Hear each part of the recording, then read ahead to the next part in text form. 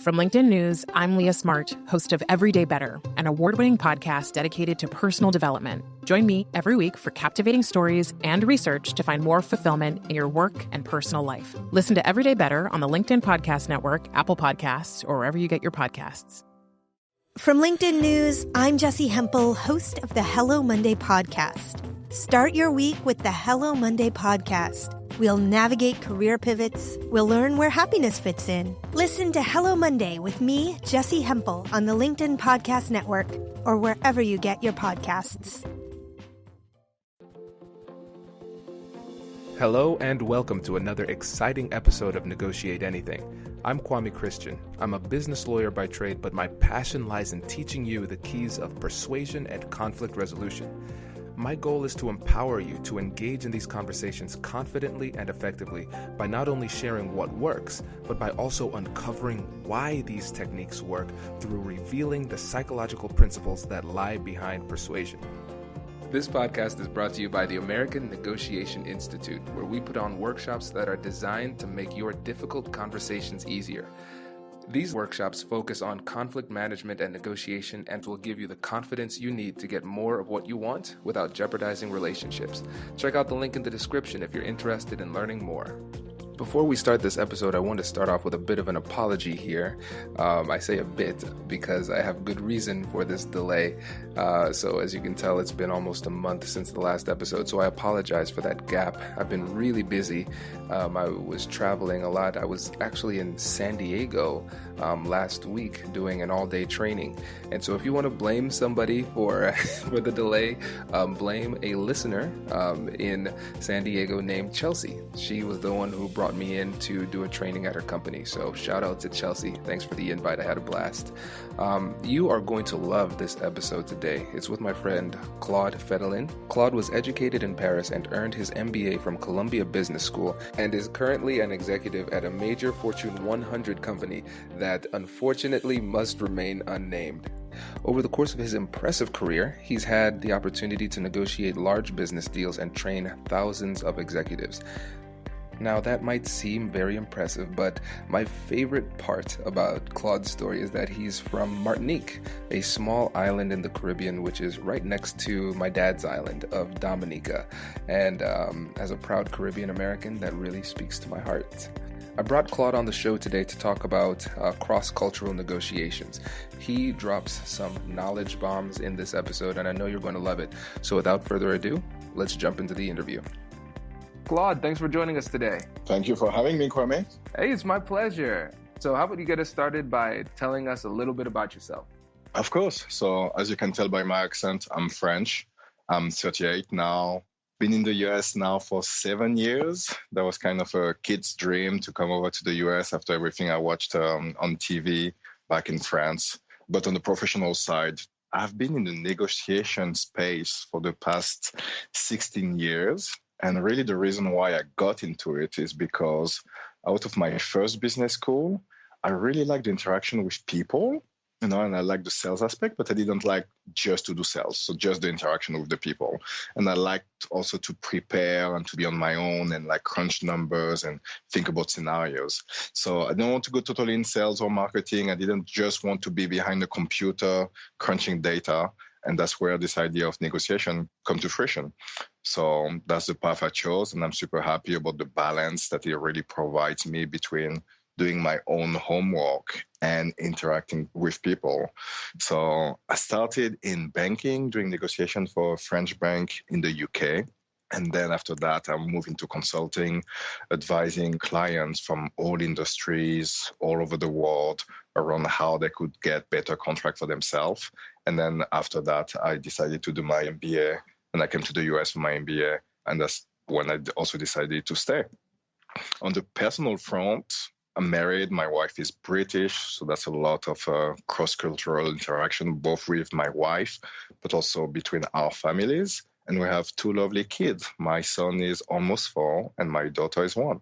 Hey, congratulations. Thank you. Yeah, I have a 2-year-old. Congrats to you too, then. Thank you. Yeah, so I'm sure you're learning about negotiations with your kids too. Oh, yeah, they're good. They're really good. Oh, yeah. Good stuff. So the main thing that I wanted to talk to you about is your experience with international negotiations, because now we're living in a time where it's a global business society. And so there are going to be instances where you have to negotiate and connect with people across cultures. So can you tell us a little bit more specifically about the types of negotiations you've had where you've had to communicate with somebody with a different cultural background? Sure. I think my favorite example was when I was advising a large pharma company in the US, and then they needed help specifically on a few contracts. So there was a contract with South America, mostly Chile. That was like for natural resources, but also a contract with Japan. And the big surprise to me was the way that the American company was going about it was the same regardless of which country they were negotiating with. They would negotiate with a supplier in North America. They would be the same, like very straightforward. Here are the points we need to discuss. These are our expectations. Let's talk and let's have back and forth. So that's how they would go with the Americans. That's how they will go about it with people in Chile. And also that's what they will go about with people in Japan. The big difference that we saw there and the big impact we're able to provide was like, hey, take a break. All those people are different. By the way, all those people have different power position, especially the Japanese were really in a position to decide who they wanted to supply.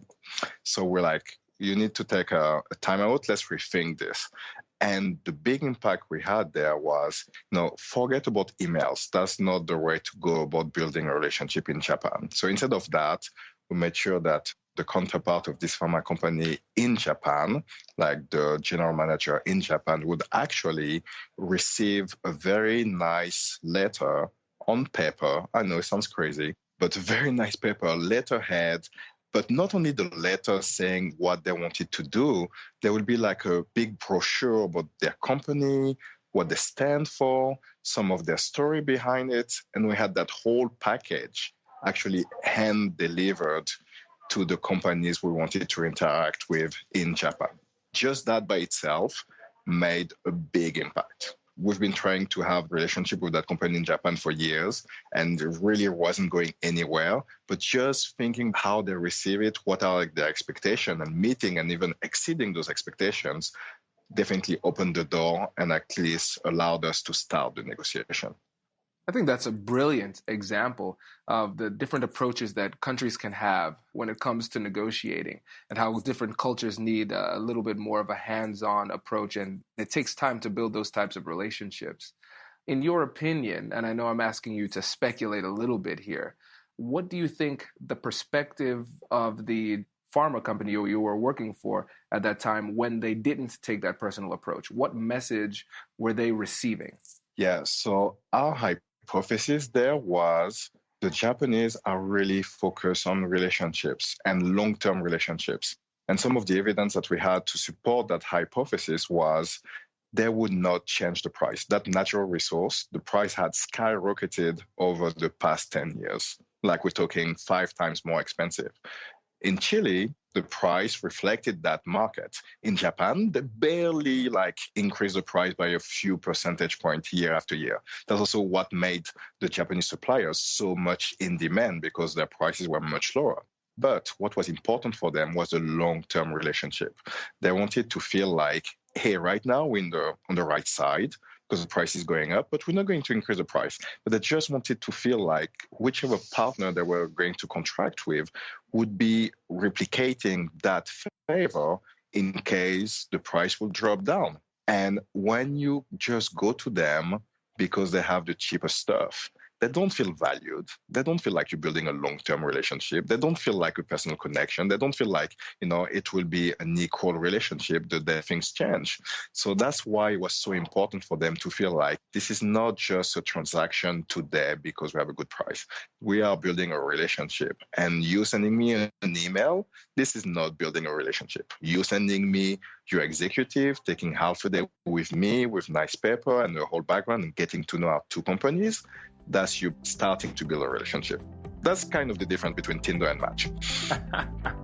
We are now offering conflict management and negotiation workshops for companies. If you like the content here and you think your team would benefit from getting a customized seminar, then all you need to do is email me or go to the American Negotiation Institute's website to learn more. And now, back to the show. Brace the rudders! Raise the sails! Raise the sails! Captain, an unidentified ship is approaching. Over. Roger. Wait, is that an enterprise sales solution? Reach sales professionals, not professional sailors. With LinkedIn ads, you can target the right people by industry, job title, and more. We'll even give you a $100 credit on your next campaign. Get started today at linkedin.com/marketer. Terms and conditions apply. That's brilliant. It's essentially the Japanese company saw more value in the relationship, at least at the beginning, than the American company did. And I think this gives a great example of how different people can value things differently. If we have a very myopic perspective on what value is, we focus on dollars and cents and revenue. But you can really move the needle in a negotiation when you expand your perspective of value and include things like relationship and security. Because really what this company was doing was investing in the future. Because like you said, things are good now. That might change. We need a special kind of partner that is going to reciprocate by sticking with us if things turn against us. You are absolutely right. And I think one aspect that I really liked in your summary is this aspect that different people put different value on things. And in my mind, this is really where you reach the ultimate win-win situation. Because in their case, they didn't value price that much, but they valued relationship. Guess what? We valued price very much, maybe a little bit less relationship. Like, okay, we can give you something that you value very much, that doesn't cost us very much, and then we get something that we value very much. Like, this is the ultimate win-win in my mind. Absolutely. And that's the key to creativity and negotiation. You're finding ways to trade things of unequal value. So I don't value this thing very much. I'll give it to you because you value that thing more. And in return, you'll give me something that I value highly that might not be as important to you. And when you start to think about these things in terms of bargaining chips, that creativity is what can move the needle when a relationship or a negotiation starts to stagnate. Absolutely. Man, this is a phenomenal example. Thank you. So one of the other things about this point that I think is really important is the reality of assumptions. Because a lot of times we have this assumption that, well, first of all, everybody has this assumption that they are right. Nobody wants to admit that they're wrong. And so because we always think that we are right, we think that it should be kind of obvious for the other party to see that we are right. And I think that extends to our assumptions of what the other person thinks. So the American company here is thinking, oh, you think price is the most important thing, just like we do. So we're just going to send this email. The price looks good. Let's get this done. And if you make that assumption about other people, you miss the opportunity to create value. And again, it might hurt the negotiation. And so that kind of gives another example of why it's so important to be curious in these conversations and not assume anything, because sometimes you miss big points if you just operate on your own assumptions. Exactly. And I think you're touching on another point that I like. This is where usually I start when I give a training on cultural differences and the impact on negotiation. That's where I start is you have to be curious and you have to show respect. And you can never be 100% right. You will never manage to understand all the subtle aspects of each different culture or even one specific culture that is not your own, because something are like so deeply buried inside people that they don't even realize that they have it. But one thing that's also universal is this like signs of respect, where even if you make a mistake, even if you say the wrong thing, people can feel that it was not intentional. They can feel that you're curious to learn more about their culture. And whatever mistake you make, small mistakes, but whatever mistake you make, it will be okay. You will kind of get over it quite easily. Right. Oh, this is cool, because essentially what we're saying here is that a lot of times we start to implement these tools of persuasion and we try to get down to the nitty-gritty very fast, and we don't appreciate the fact that an incredibly important part of the negotiation is in the rapport building stage and the ability to connect with other people. And like you said, respect is a key aspect of it.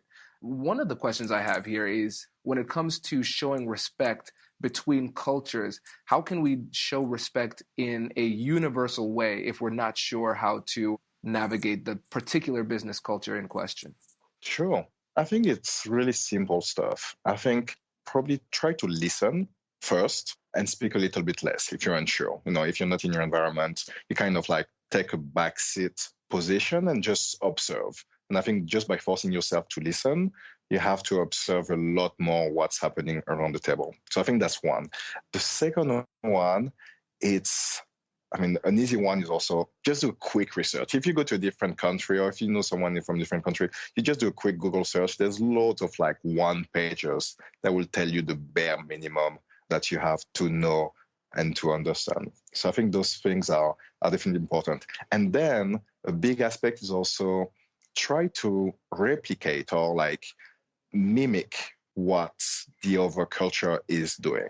I like your idea of building rapport because this is key, especially at the beginning in the negotiation. But how do you build rapport? It's actually if you manage to mimic like the body language of someone, it's easier to build rapport, like the eye contact, or if they do eye contact, you build rapport. So it's the same with culture.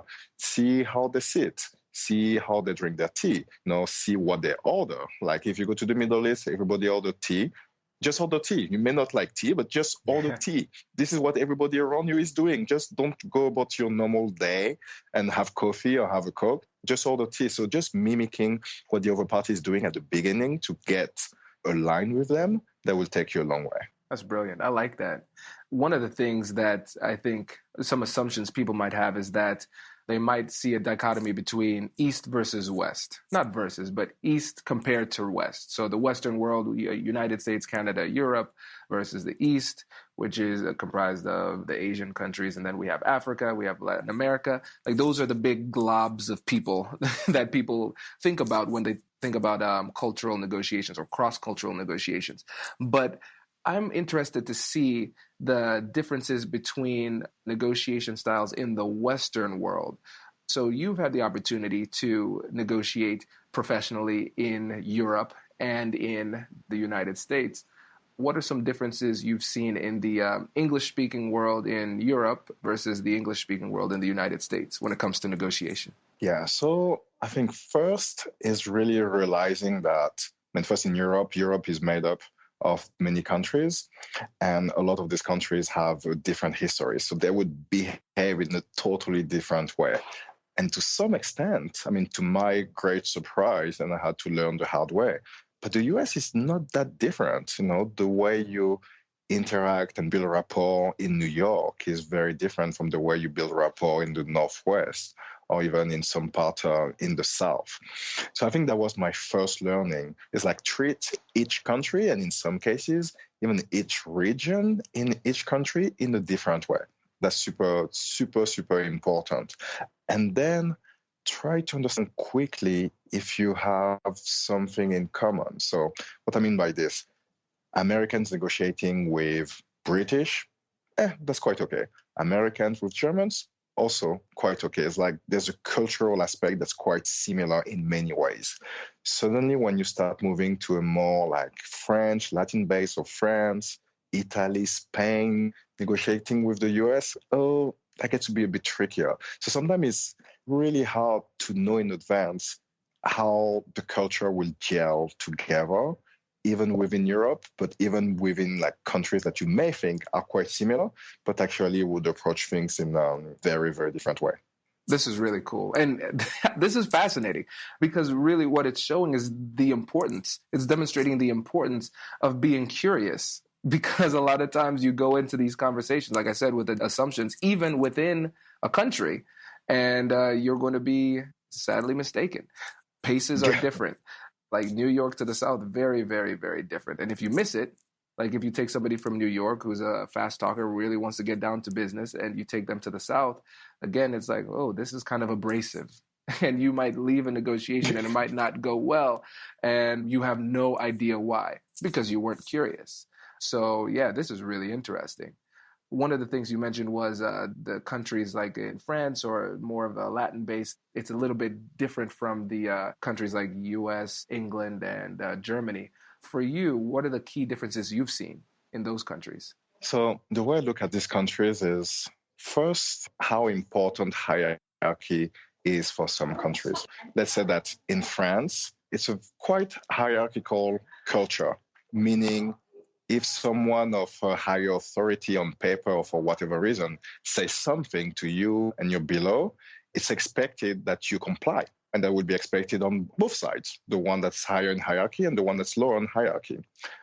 But then you have other countries, like Sweden is a very good example, that are a lot more flat in terms of hierarchy. It's more like consensus-based. So that means even if you're like the CFO of a large company and you have like a manager or like middle management, it doesn't mean that automatically they will have to say yes. It will be totally acceptable in that situation to like make some comments.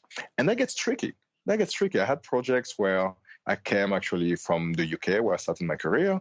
And then I had projects in Sweden. And the behavior of some people in my team, I was like, oh, wait, hold on. That's what I want you to do. And they would openly push back. And for them, it was not even pushing back. It was just being them and being in their culture, and the same with clients.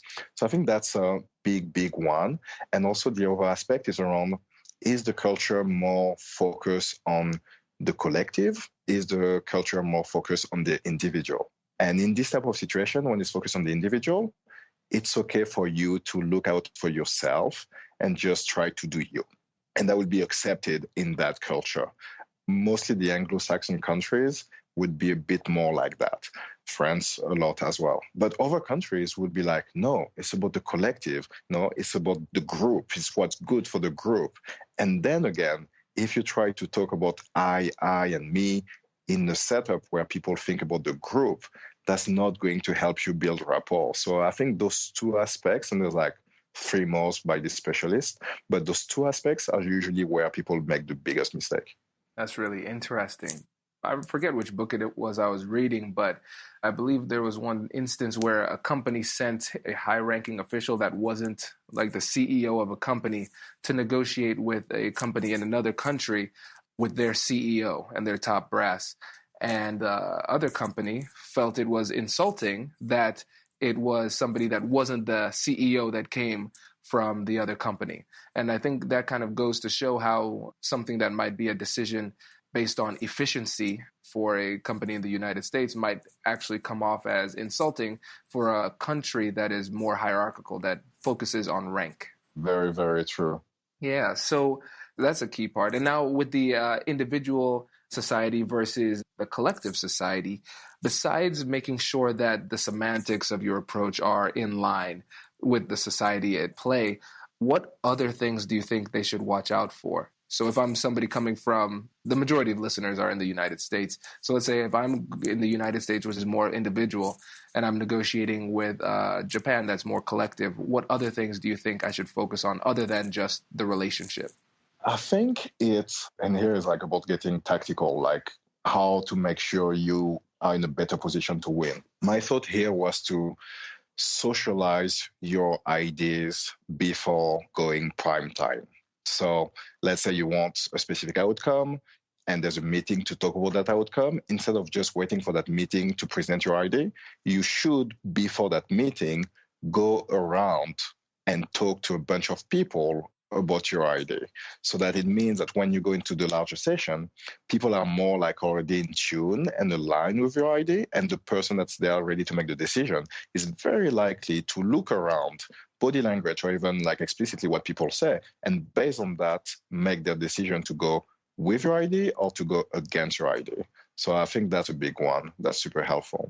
Oh, that's brilliant. Yeah, that's an incredible tactical tip. Because especially if you're in a collective society, most likely you're going to be making decisions to some level by committee. And so essentially you are doing coalition building. That's a nice way to put it. I like that one. Yeah. Yeah, that's cool. So it's almost like mini negotiations before you get to the big one. And it makes the big one have a greater likelihood of success because you have more people on board.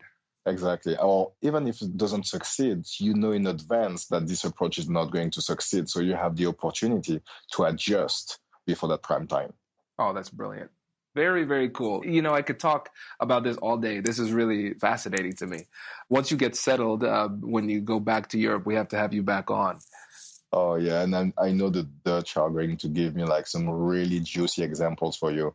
The Dutch, and they're like so direct that yeah, they're going to be like good examples.